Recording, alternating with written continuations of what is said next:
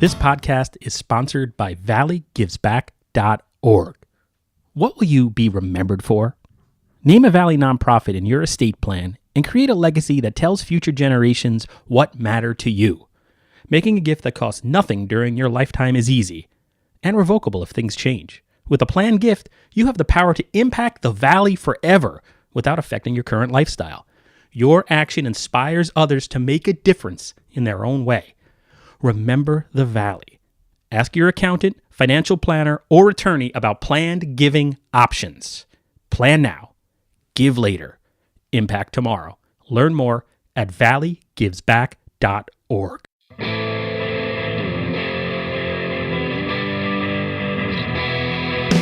hundreds of years we brought you the news. Printed the info, we gave you the clues. Owners' profits were always sky high. Changing market now threatens our lives. Post-literation, critical reading, dumbed down nation, signs of inbreeding. TV sucking ideas from our head. Public discourse justified dead. Well, ride the dinosaur. Yeah, ride the dinosaur. Hello, welcome to Navel Gazing, the Valley Indy Podcast, a weekly local news talk show from valleyindy.org in Ansonia, Connecticut. My name is Eugene Driscoll. I'm a reporter with valleyindy.org. Today's episode is Seymour-Centric.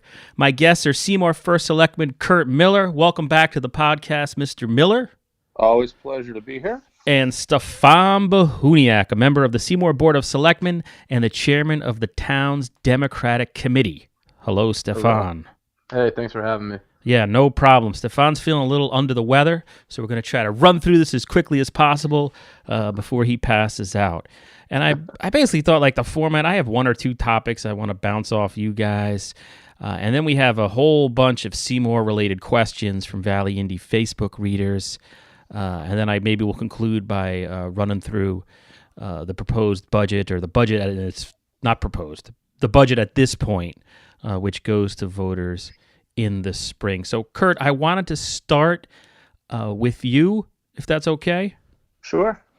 I got to run a rumor by you. I've gotten a couple of messages, Facebook messages and emails saying that you now work for the city of Ansonia in some capacity. What is this? I haven't asked you about it. I haven't even really responded to the messages, but what's the deal, if any?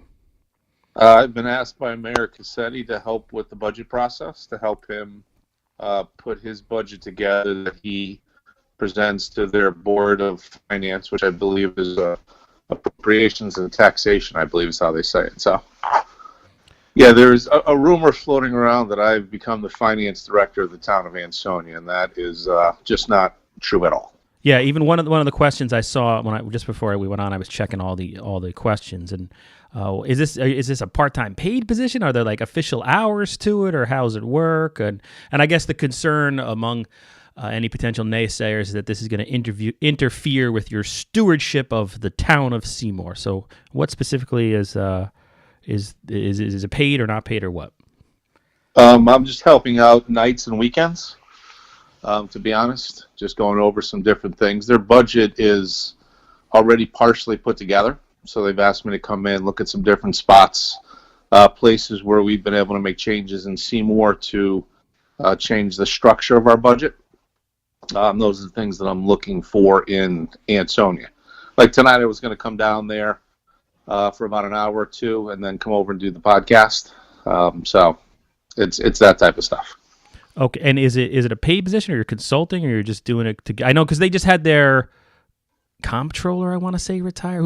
I don't know Rich Bashar's official title, but he just retired. He was their guy. Yeah, I believe his title was comptroller, I believe, but he's still there working on a part-time basis. Okay. So essentially what it is that any questions that I have, I just reach directly out to Rich. Rich provides me all the information, kind of does all the legwork, and then I'm just reviewing the data that comes back. And so you're getting paid for this? Is this like a company you set up to do this type of thing to help other towns, or? I have not gotten paid. Okay. I mean, I've always talked about opening some type of consulting business And I've looked at some different models and things as to how that would be done, but I have not set anything up as of yet, and I haven't really started soliciting clients. Okay. This was more, Mayor Cassetti reached out to ask for help, and I said that I would provide that. Will there be some compensation at some point? I would hope so, but there's been no compensation at this point. Okay. So you don't have a contract or anything like that. No. All right. Now, Stephan, is there any? Stephan's also the head of the Democratic Town Committee. Kurt Miller's a Republican. So, are there any concerns among people in Seymour about whatever the arrangement is, or anything like that? Yeah, I mean, I've definitely heard some concerns. I don't know anything more about it than what Kurt has just said, essentially. I had heard rumors, but they were just rumors, so I would certainly like to know a little bit more about it so we can kind of assess if, how good that arrangement might be for the town of Seymour. Have you two already talked about this, or am I bringing it up? No. Oh, okay. No. I mean, listen, it's something that I'm doing in my free time to help out. I think, if anything, it should speak volumes of the work that's been done in Seymour over the last 8 years, that the neighboring town is reaching out to us for assistance putting their budget together. So I think, if nothing, it's quite flattering, to be quite honest. Okay, and then changing. And is there anything else anybody wanted to add on that topic? No, not at the moment. All right, then so changing gears drastically, I wanted to just talk about briefly, and I don't know how much you guys can even talk about this, but it's been out forever. Back in January, the Seymour Police Department issued a press release about a sexual assault that had occurred 3 years prior in the high school. And let me just quickly, if anybody's unfamiliar with this, I'm just going to read from the press release. It's short. Seymour police detectives have concluded their investigation into an incident at Seymour High School with the arrest of a former male student athlete associated with the football team. The male student turned himself in at the Seymour Police Headquarters on Monday. And that was December 17th, 2018. After learning detectives held a warrant for his arrest, the male, who is now of legal age, was charged as a juvenile in accordance with state statutes. The male was charged and processed with the following offenses: sexual assault in the third degree, assault in the third degree, risk of injury to a minor, and reckless endangerment in the second degree. He was given a written promise to appear in court, and that's now a closed proceeding because it's juvenile court up in Waterbury. The arrest stems from an investigation which began in May of 2018. At that time, the Seymour Police Department were notified by the Department of Children and Families that a male student athlete was alleged to have been assaulted by another male athlete in the football locker room. The victim and the accused were members of the Seymour High School football team, alleged to have occurred nearly 3 years ago in August of 2015. In addition, this investigation revealed that this was a one-time incident that had occurred and was not part of a hazing or annual ritual. No further arrests are expected, and this investigation is closed. And that was from the Deputy Chief of Police up in Seymour, again, back in January. And maybe I'm grandstanding, or this is a personal opinion here. Obviously we're talking about a victim who was underage at the time of this alleged sexual assault. So, no respectable publication in Connecticut that I'm aware of would ever print that person's name without that person's permission. So that's all obvious. But I was sort of surprised to how that was all we know about this. The last line of that press release notes it wasn't hazing, but I still don't know how it came to be that a student was sexually assaulted at the high school 3 years ago. We don't know whether the suspect had some kind of history of violence or bullying or harassment. And we really know nothing. We don't know why it took 3 years to come to light. We don't know how DCF got involved. Where were the adults or supervisors, or was there anybody there? Where were people in the moments after this happened? Were there any employees disciplined in any way? If so, why? What specific transgression in their disciplinary record has been cited?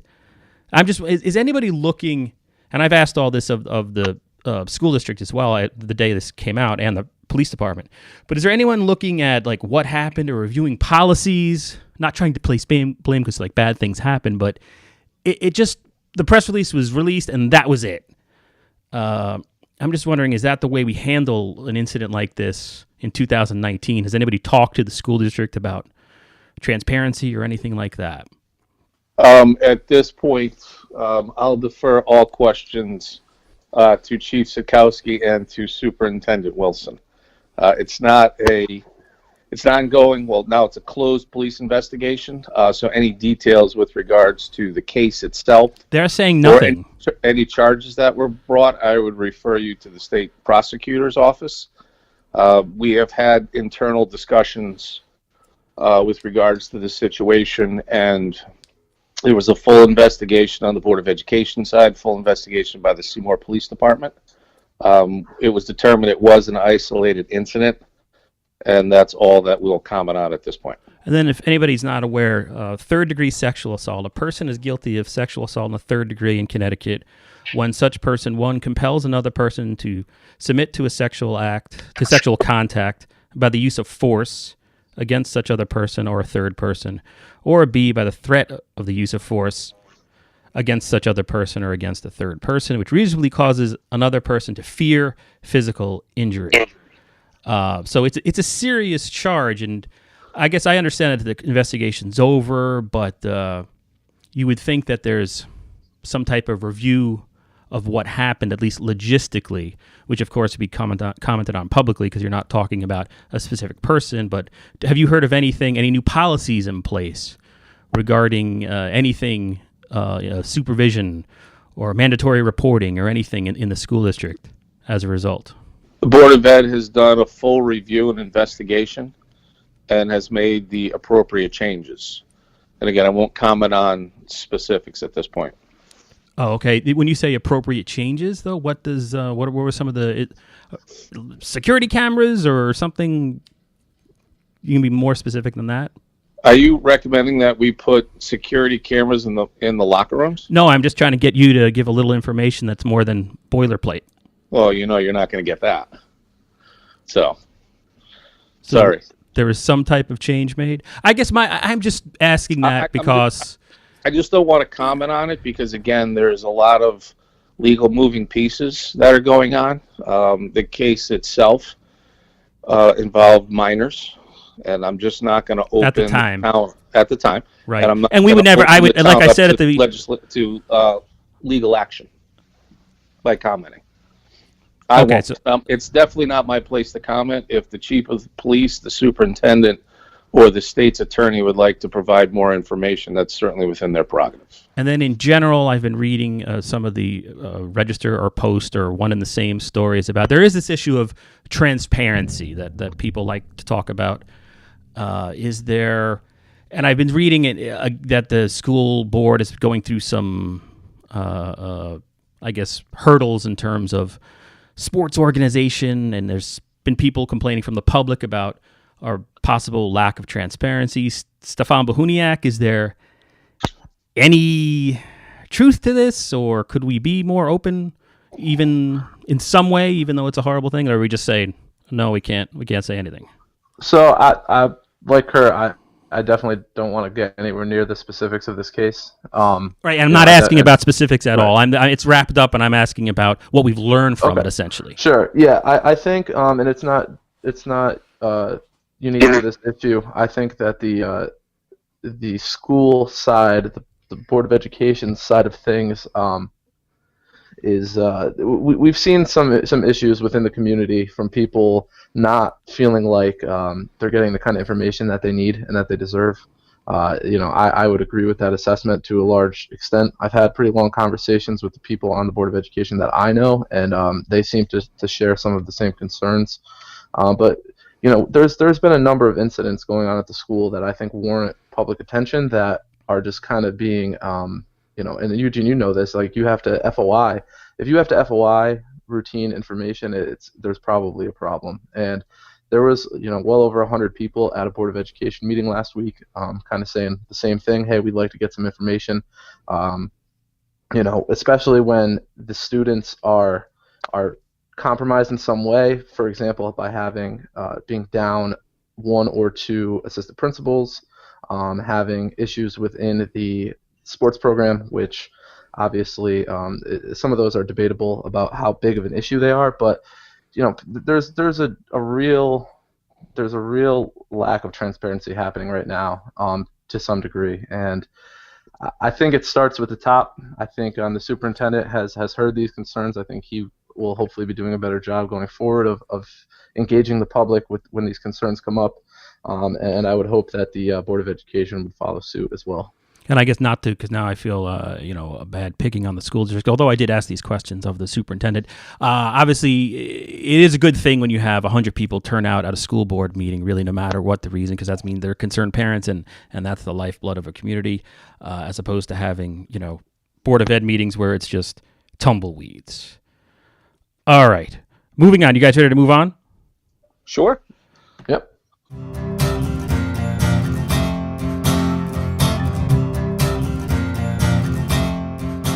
This podcast is sponsored by valleygivesback.org. What will you be remembered for? Name a Valley nonprofit in your estate plan and create a legacy that tells future generations what matter to you. Making a gift that costs nothing during your lifetime is easy and revocable if things change. With a planned gift, you have the power to impact the Valley forever without affecting your current lifestyle. Your action inspires others to make a difference in their own way. Remember the Valley. Ask your accountant, financial planner, or attorney about planned giving options. Plan now. Give later. Impact tomorrow. Learn more at valleygivesback.org. Going to Facebook, the Valley Indy Facebook page. Let me just bring it up. Wait, that's my Facebook page. I was recording some horror movie podcasts over the weekend, but we had a ton of questions. I was amazed how many questions, putting up like a photo of you two guys. Well, we're good-looking guys. That's Yeah. fine. Yeah. I deleted some of the jokier ones. I was in no mood for jokes, darn it. But I want to know what a fox says. I couldn't figure that one out. oh, that's Ding, ding, ding, ding, ding, ding, ding, ding. your kids You know are that one? your kids are a little older. Yeah, so that's like I know that from my kindergarten daughter. Oh, okay. Okay, so That was funny. the first question, yeah, it's a reference to a pop song. The first question is, and in this one I know you guys probably can't answer, but I'm going to say it because the person took the time to write it, so I'll pose it to you. It's from Maggie Ang, and she says, sure, why does Seymour spend $0 on the gifted and talented end of the special education spectrum? These children have special learning needs as well. And then people point out that it's a school board issue. I don't know. Did you want to address that any other way, Stephan or First Selectman Miller? That's something that I actually wasn't aware of, so it's a question I'll ask tomorrow. I know that the Board of Ed has been working hard to increase the amount of AP and advanced level courses that we have at the high school. So that's something I'll look into. It's a good question that I honestly don't have the answer to. Yeah, and there's actually a thread under there that is very good. People just talking about the issue. Yeah, I think it's a good question. I obviously I don't have anything to do with the Board of Education budget, but I was actually in it was called Gemini when I was there, and that was a talented and gifted program for several years. I think it could definitely be something useful, and I think it's proven to be useful, especially if you start at a younger age, keep kids engaged, especially when the classes are more generalized. And So I think it's something that we'd be looking at, investing in. Might be a good idea. and that's a program I was in as well, and there's obviously a little bit of an age difference between the two of us. So it's a program that Seymour had for many years. So it'll be interesting to see kind of what the reasoning is behind why we don't have it, and so it's a good question. Okay, and Kurt, if you could just speak up slightly. I'm having trouble matching your audio. You guys are both on the same track. So Kurt, if you could just speak up a little, it would help me. This is from Jenny Ames. What are you doing to build the tax base? I wanted to move to Seymour, but the taxes are on the high side. To you, Mr. Miller. Well, that's kind of a two-pronged question. So we'll address the tax issue first, and then we'll move to what we're doing to improve the grand list. Again, taxes in comparison to other communities are not actually as high as people think. What everyone talks about is the mill rate. The mill rate is nothing more than a multiplier to determine how much tax that you would pay. And everyone talks about Shelton being, people pay substantially less taxes in Shelton, but the home values or the assessed values of the homes in Shelton are actually substantially higher than in Seymour. So by having a mill rate, I believe theirs is in the low 20s. So if we have a house that's valued at 200,000, they have a house, same house valued at 400,000, their mill rate should be half of ours. That's just the way that works out. So, you can't necessarily say because our mill rate is 36 that our taxes are high. Now, I'm not going to sit here and pretend that our taxes are low. I'm not going to sit here and pretend that our taxes don't need to be reduced, because that's not the case. But I just want to make sure that people understand that. We spend a lot of time over the last 5 or 6 years stabilizing the budget. The increases that we ask in tax dollars that come from the residents have dropped dramatically over the last 7 years, where increases used to be 2.5%, 3%, 4%.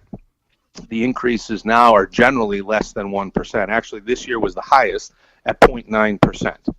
So again, we're doing all that we can to control taxes, and more importantly, to keep the amount of money that is being paid by the residents out. With regards to what we're doing to bring more business in, a lot of it comes to stabilizing your community. And again, I use the example that Seymour is Shelton 25 years ago. When Shelton first started out, they put a plan in place. They brought some stability and some structure. They were able to bring in some higher net worth investors that wanted to start making those investments, and they've done that. We're starting to see that. So again, we're Shelton 20 years ago. We're starting to see all of this take place. I had a very positive meeting with Larry Janeski today. We'll be having a meeting with Ron Spector, because I'll just cut your question off on Tri-Town Plaza. There is a Tri-Town question. Yeah, that's there. On Monday about development or potential development that's going on there. And we have a few other projects in town that are going in. Those are things that people talk about, but again, what they don't see is up on the hill, the $30 to $40 million over the last 5 or 6 years that's been reinvested by Thule Basement Systems, MPI, and some of the other companies. That hasn't rolled through yet because of the tax incentive plan. So as that money starts to come through, that is substantially more economic development than that's going on in Ansonia and Derby combined. So again, because it's not amenities, as I'll call them, people say there's no economic development. I would rather Thule and Basement Systems get together and put the $11 million project together that is just about completed, versus having 2 stores going to Tri-Town Plaza. It's substantially more sustaining to level taxes in the town of Seymour. Stephan, is there anything you wanted to add to the first selectman's comments regarding the tax base and economic development?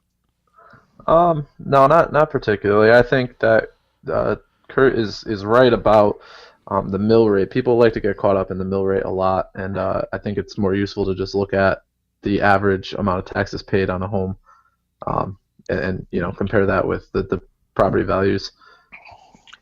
And if I can add something else, Stephan, Eugene, we have a new economic development commission that's pretty much been put into place.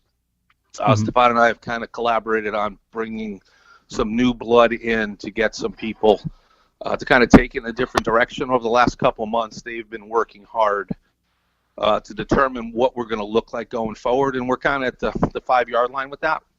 And I would expect probably in the next month or so, I think you'll hear an announcement as to the direction that we're going to take. We've been fortunate to get a good group of people that have come together that really want to make this thing take off. Okay, that's good news. Next question is from Margaret Mirabelli. Please pave Holbrook Road. It's the worst road in Seymour. I think we've addressed that, or you've addressed that before. That'll be paved this year, right? Yeah, actually I spoke this morning, had a meeting with Brian Esterek, our town engineer. It is currently in third-party review. Once third party is review, it gets kicked up to the state for a final review. We expect to be going out to bid this spring, with work to begin late summer and the project to be finished next spring. All in all, it's going to be about a $5 million project. Bam! There you go, Margaret Mirabelli. This one is from Cynthia Allen Saucy. I apologize if I'm not pronouncing your name correctly. At the intersection of Pearl and Maple, can you fix the traffic lights so people can turn safely onto Pearl Street? Traffic in the afternoon is insane. And sometimes we have to wait 2 or 3 times to turn when our light is red, which is very unsafe. I guess as a resident, are those issues your police commission deals with if somebody wrote a letter? Well, the police commission or the police chief, I should say, is the traffic authority. Yeah, okay. Authority in the town of Seymour.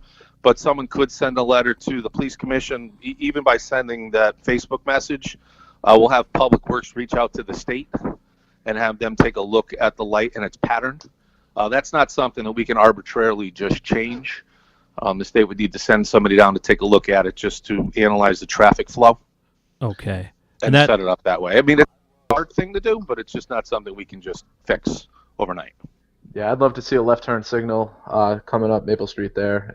I used to make that ride every day, and it's pretty intense in the afternoon to try to make that left-hand turn. Yeah, Cynthia got 5 likes and 2 follow-up comments agreeing with her. So. Oh yeah, definitely. It's a busy road. It's a cut-through road, so it's to Stephan's point. There's a lot of people. And then Maggie Yang again. Also, have they driven on Moss Avenue ever? It's so riddled with cars swallowing potholes, and I'm constantly surprised that accidents don't occur on a daily basis. Moss Avenue?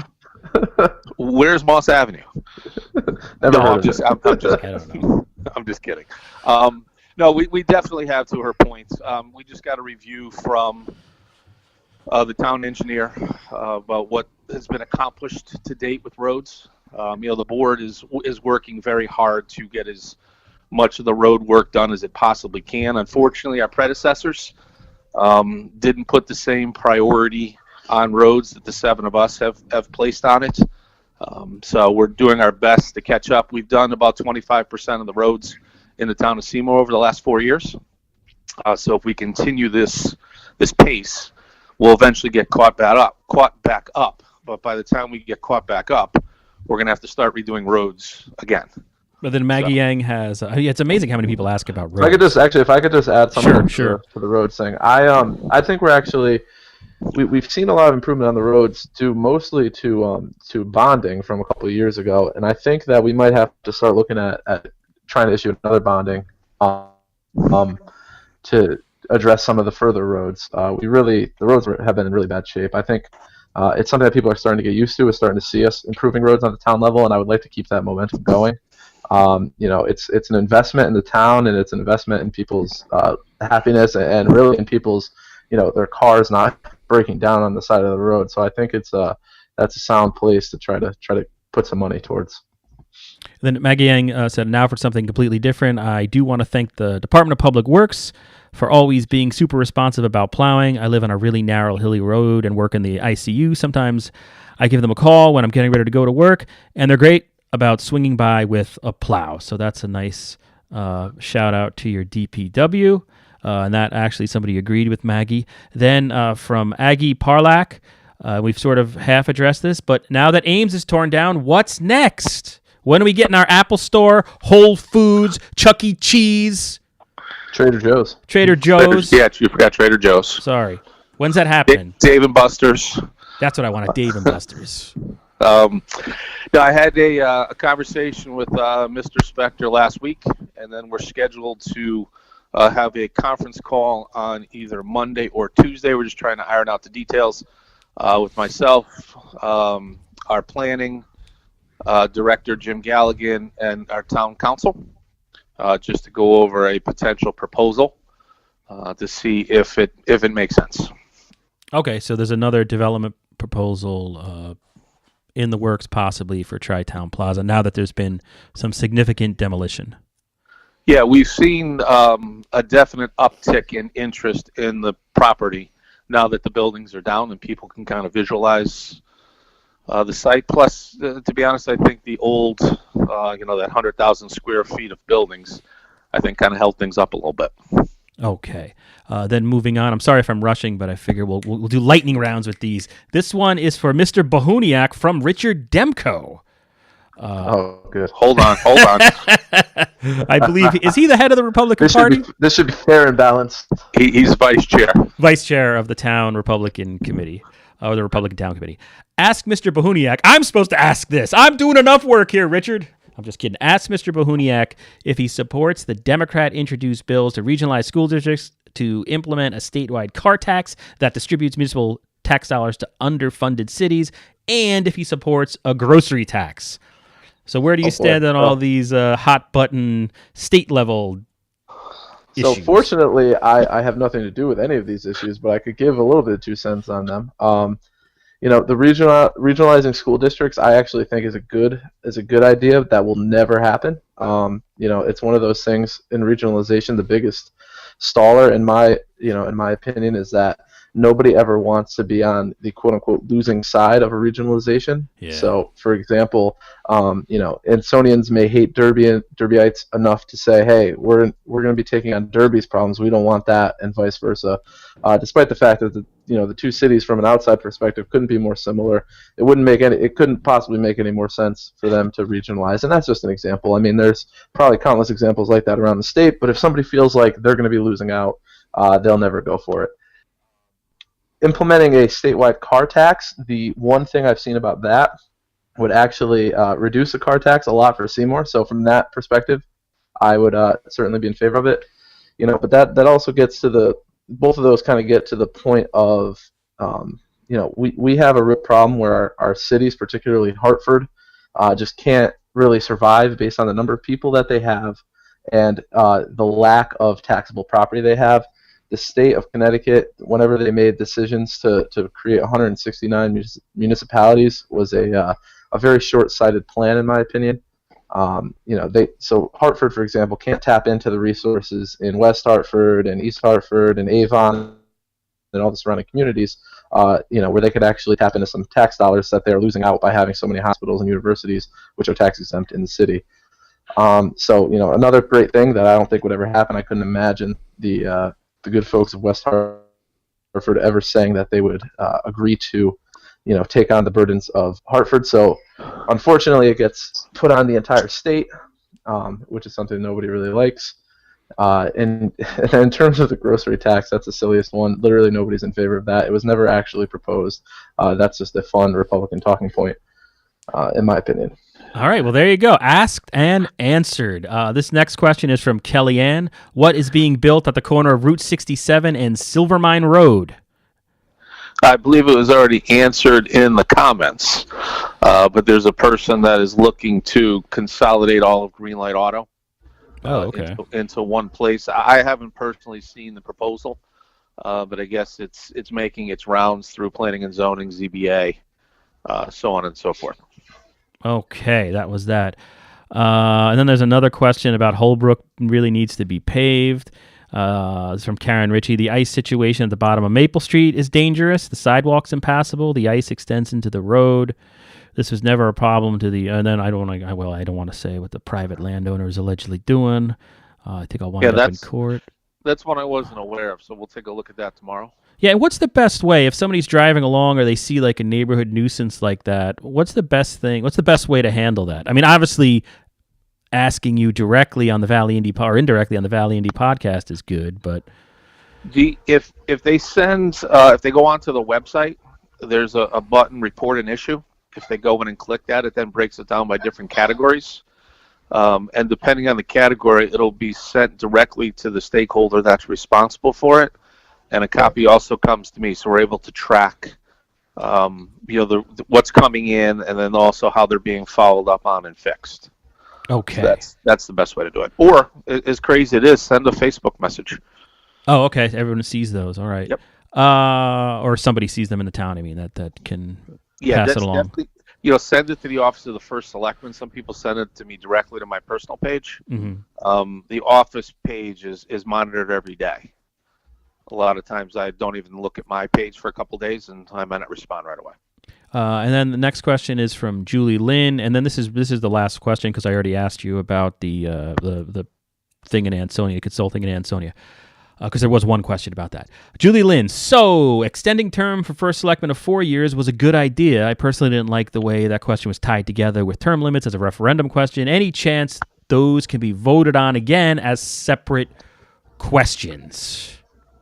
I'll let Stephan handle that one. Yeah. All right. Good.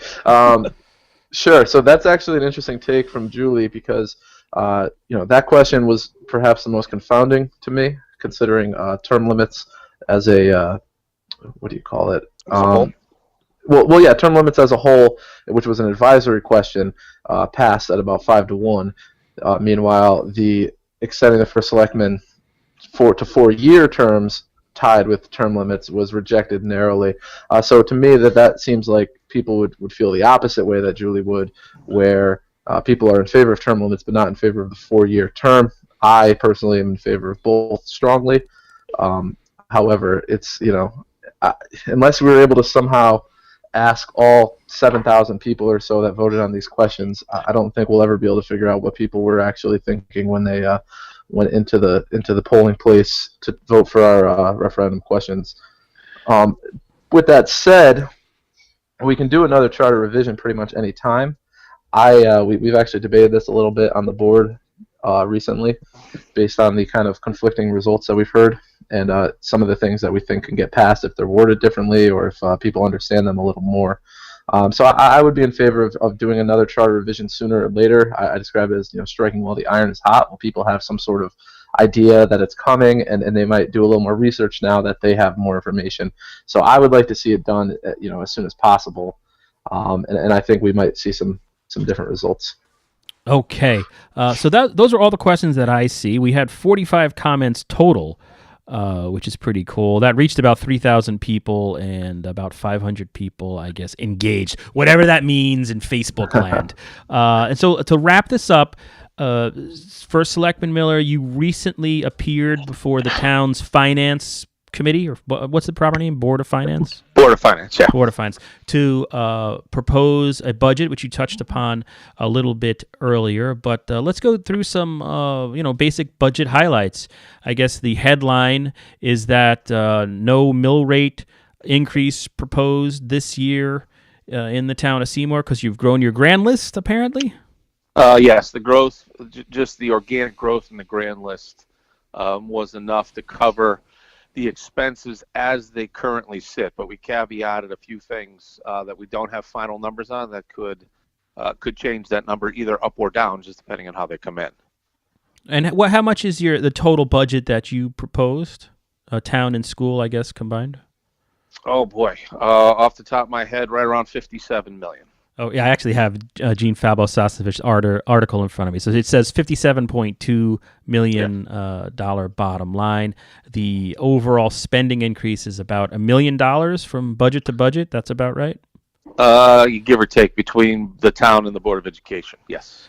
Now, how confident are you that you'll be able to stick with these numbers? Because from what I remember, and I should note we're doing this via Facebook Messenger, so my children are running around, somebody's dog is barking, so if readers or listeners hear that, that's what's happening in the background.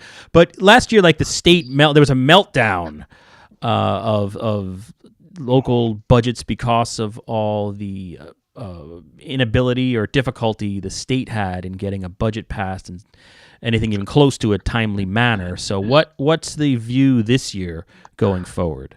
I had to use certain assumptions to put the budget together. The governor presents his budget, I believe it's 2 weeks from tonight or 2 weeks from tomorrow night. That funding would remain level from the state government. Based on some of the governor's comments that he wants to provide mill rate or tax relief on the municipal level. The only way he's going to be able to do that, I assume, would be to send more money to towns and cities. I'm not aware of any other way that he can functionally meet the goal that he's put in place. So I think keeping the assumptions level for the time being are okay. We do have time to pivot if the governor's numbers come out drastically different. But as we saw 2 years ago when we had an issue with funding cut after 1/4 of the fiscal year being gone, the town does have the wherewithal to absorb some cuts, but at this point, that wherewithal is getting smaller and smaller. And then just switching to your suggestion or recommendation for the Board of Education, according to the Register, that's a 1.8% increase from year to year for the schools. They had requested 1.9%. Let me ask you a question. Is the school cutting it too close these last couple of years after all those sort of years of acrimony? The school district has really sort of been small requests each year, especially compared to some of the surrounding municipalities. Could that be why we're seeing some of the like internal issues that are going on? Because there's maybe administrators wearing too many hats because they're trying to save money? Yeah, that's a fair question. I think the reason why you're seeing lower initial requests is because of the relationship and partnership that we've been able to develop with the Board of Education over the last couple of years, where the requests that they're putting forward are not really being touched by myself. They're not really being touched by the Board of Finance, and they're being put directly out to the people. So I think what you're seeing is the Board of Education is coming in with numbers that they feel can continue to move the school district forward, but numbers that are also going to be palatable and acceptable to the residents who have the ultimate say. The Board of Education budget's passed on the first try, I believe, the last 3 years in a row, which is something we haven't seen in forever in Seymour. And then some other highlights, according to Gene in the Register: $37,500 toward hiring a third school resource officer, cost the town will split with the school board. $35,000 to bring an economic development person on board through the Connecticut Economic Resource Center. So that is in line with what you were talking about earlier with the town's Economic Development Commission being recharged and repopulated. It looks like they'll be working with someone going forward. Kurt, is that? Mm-hmm. Yes. And then $30,000 for a town planner that would be shared with a neighboring Oxford. And these are things that are already in the budget. So it's just money that was kept in place, but I highlighted that to the Board of Finance so they had an understanding of the direction that we were looking at for the next fiscal year. I didn't want them to say, well, Bob Looker's retired. We don't have a town planner. Well, we can cut that money. Or, Fred Masori has left to go to work in another town. We can cut that money. I wanted them to understand that the selectmen, have plans in place to refill those positions and move forward to make sure they kept the money in the budget. Gotcha. And then this is one that I think people will like, assuming they like Christmas and fireworks. $5,000 to the Seymour Land Trust to bring back that event at the Seymour Land Trust, because I guess this year they just couldn't raise the money to make it happen. Yeah, that was something that was requested. I put into the budget because there was space, and that's something that the Board of Finance will debate and decide if it's something that they would like to keep. Okay, and Stephan, as the leader of the minority party on the Board of Selectmen, at least last I checked, your take on Kurt's spending plan at this time? I guess we've got some. This is pretty early in the whole budget process. Yeah, it is early, and unfortunately this year I was not at at Kurt's presentation. I had another town meeting at the same time, so I didn't see it, and I haven't seen his budget line by line. Quick takeaways are: it's nice that we won't see a mill rate increase. Hopefully, and I'd have to get a little bit more information, hopefully at the budget hearing in March, to get a better answer for you. But I think there's some good stuff in there. I think there's some good ways that we're moving the town forward. That's all kind of been planned out ahead of time. So those things are good. Okay, and we're about 45 minutes into this podcast, and I am ready to wrap it up. But I want to ask you gentlemen. I had my topics that I broached, and the people had theirs. First to Selectman Behuniak, is there anything you wanted to touch upon before we call it a night and you get yourself some cold and flu medicine? Not right now, unless Kurt has something else. I apologize for not being on my A game tonight. Normally, I would probably have a lot more for you, but I've just been trying to recuperate here. So I'm not at my best, but I promise I will be at the next one. No, totally understood. What about you, First Selectman Miller? Oh, I just want to circle back to one of the questions, particularly with regards to regionalizing the schools. And the issue that I have with the proposal is, I don't necessarily have an issue with regionalization. Because I think there's a lot of benefits to that, and the towns and cities are working on doing that, but it needs to be organic. It can't be forced. And the concern I have is Hartford essentially dictating down to the towns and cities, you need to do this, and throwing a proposal out using, the probate court area, is just, and I understand it's trying to start a conversation, and I get that, but trying to put Ansonia, Derby, Seymour, and Woodbridge together, who already has a regional school system, just is not going to work. What the state needs to do is finally say no to these towns and cities that continually want to build schools, unless they're going through the process of talking to their neighbors to see if it honestly does make sense. And I'll give an example. I've had conversations with First Selectman Temple out in Oxford about trying to bring Seymour and Oxford back together. I mean, we were partners before. No reason why we couldn't be partners again. Relatively brand new Oxford High School, relatively brand new Seymour High School. Why couldn't Oxford High School be the middle school, Seymour High School be the high school, and we move forward together instead of Oxford building a brand new $30 or $40 million middle school that's going to be funded 65 cents on the dollar by the state of Connecticut. So the issue I have is the state of Connecticut says one thing and does something entirely different. So if they really want to have towns and cities talk about regionalization, then they need to at some point say enough is enough. We're not bonding any more money, and you guys need to come together and figure something out before we will. Which I think there was a story, but I didn't read it. I think there's a story today where Lamont was saying that. It's on the CT Mirror where he was saying no more borrowing, basically. But I didn't really see the plan. But he kind of echoed what you were saying. But how real is this talk of recombining the Oxford Seymour school districts? Well, it's conversation between First Selectman Temple and myself. How can we try to control costs between the two towns? How can we help? I'm looking at this from Oxford's perspective as well. They're going to end up spending $10 or $15 million to build this school. We have these schools already in place. Why are we spending the money? But again, there's really no incentive for it. The people in Oxford want their own middle school. They feel that they can afford it. They want to move forward with it. Okay, so this is sort of an informal. There's no like you're. Oh no, not at all. No. Is there a next step? This was just you guys sort of lamenting.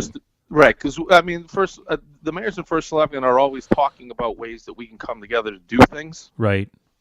A lot of it's just informal talk to see what can and cannot fit, and this is one that just that question kind of teed me up a little bit to talk about this because again we. Sometimes we need to be pushed, but we need to be pushed in the right way. Gotcha. And I don't think forcing us to go by probate court districts is the way to do it. But getting back to the comment you just said about Governor Lamont saying he's going to cut bonding by 39%, I think that's exceptional. But I wait to see where that 39% is going to come from. And the concern that I have is it's going to be things like town road aid and LoSEP and other infrastructure projects. You're going to have to sell the fish bypass. That's what it'll happen. Well, yeah. Well, that was federal money, thankfully. But what that's essentially going to do is, while it sounds great at the state level, that's just going to put even more pressure on municipal budgets because the money that we count on to do these projects is no longer going to be available. So, I'm happy to hear he's talking about it, but I'll wait to see what he actually recommends in 2 weeks when he puts his budget out. Okay. Stephan, you had started to say something? Yeah, I think that Kurt has some points I agree and disagree with there about the school regionalization. Again, this is kind of outside of my control, but I don't, I think that the idea that districts would be forced to abide by the probate districts is something that's also kind of a Republican talking point based on a conversation starter essentially. The Senator Looney, who introduced the bill, said that he said that was just a starting point. So that's not something that should be taken as gospel.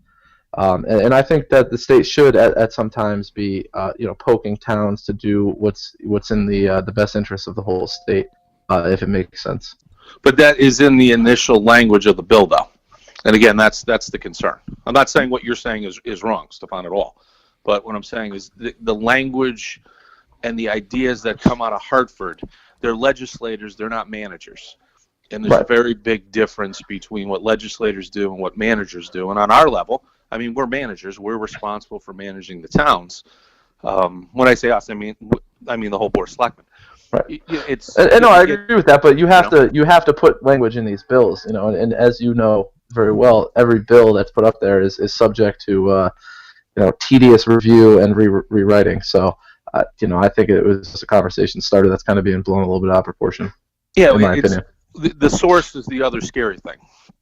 The president of the Senate's not going to put a bill forward. I think that's not going to have some legs. While I agree with you, I think the language will ultimately change. Had this been a new, the freshman senator from Greenwich, had she put it forward, okay, I would say, yeah, absolutely. But when, Senator Looney puts a bill forward, it's got a little juice behind it, and that's the scary thing. Sure, that's fair. All right, gentlemen, I want to thank you so much for allowing me to slide into your DMs. Isn't that what I kind of did with this call, right? Did I use that phrase correctly? We're doing this via Facebook Messenger. This is fun. All right, guys, that's it. Thank you so much. All right, Eugene, thank you a lot. Great talking, guys. I'll see you next time. For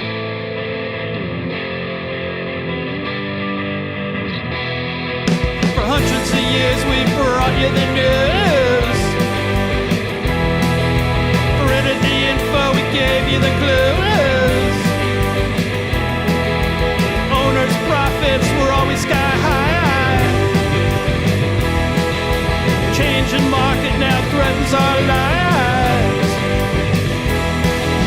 Post-literation, critical reading, dumbed down nation, signs of inbreeding, TV sucking ideas from our head, public discourse just about dead. We'll ride the dinosaur, yeah, ride the dinosaur. Our readers are in the open sea